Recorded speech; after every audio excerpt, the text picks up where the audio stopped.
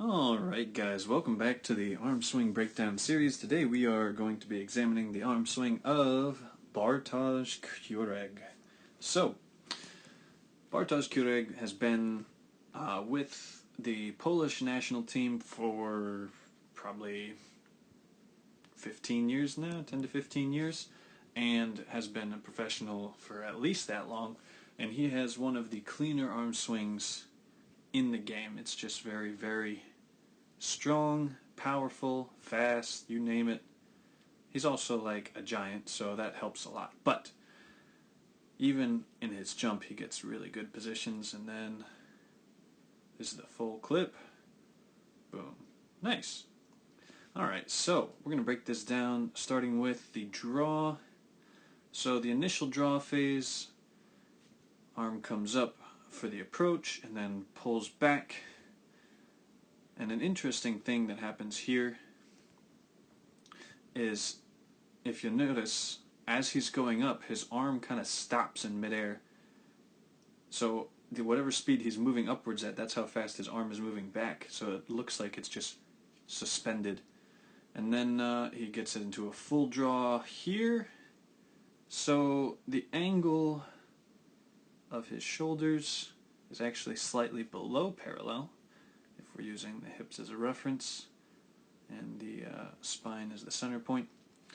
I would say he's probably 20 degrees behind parallel on the transverse plane. And then when he starts his initial swing, the hand is pretty neutral. And he actually begins by bringing his arm down, his tracking arm. And as this hand comes back, it never gets fully around. It gets to about, there. But this is still well behind head position. So this hand would probably be a foot behind where his head is in midair, and then comes through in a sweep as the shoulders tilt up and comes all the way around on top of the ball at full extension. So I'm going to use this to highlight three things that lead to really quality and powerful arm swings. First, the main generation of force is rotation around the center line. It's not a good center line. Around the center line. So the actual, what we would call the draw, and then the open and close, the arm spinning around the torso, that's the first generation of force. In order for this to happen, you need to have good shoulder and hip separation, which you'll notice every person in this series tends to have. Then there's the second one, which is the forward and back movement of the torso itself.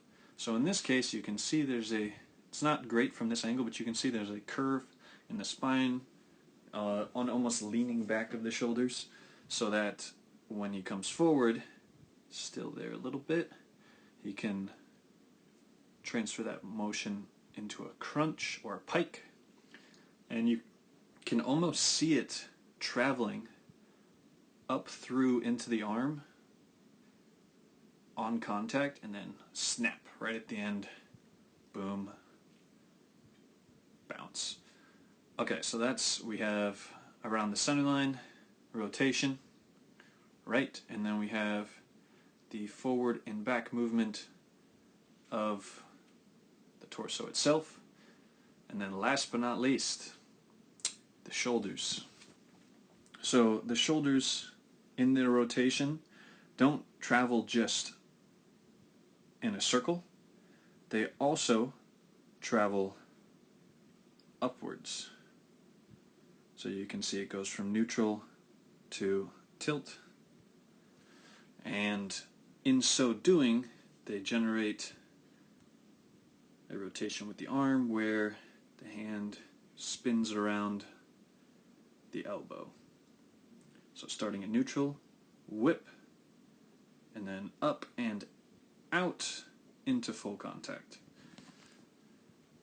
So by bringing this shoulder back and then whipping it forward, the hand lags, and then using the tricep, chest, shoulder, you swing that arm up and into the ball with a great finish.